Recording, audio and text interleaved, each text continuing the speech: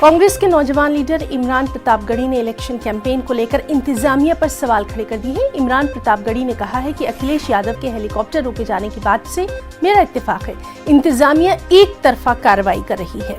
BJP के लोग भीड़ जमा कर रहे हैं, लेकिन वहां कार्रवाई के नाम पर कुछ नहीं है।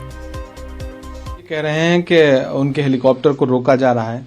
इलेक्शन कमीशन कहीं ना कहीं एक पक्षीय होकर के दबाव डाल रहा है विपक्ष की पार्टियों पर। इस दावे से मैं भी थोड़ा थोड़ा सहमत इसलिए हूं क्योंकि हमने देखा कि हमारे छत्तीसगढ़ के मुख्यमंत्री नोएडा में डोर टू डोर कैंपेन करने गए। सिर्फ उनका सुरक्षा घेरा था और 4 लोग थे, उसके बावजूद उनके ऊपर एफआईआर हुए।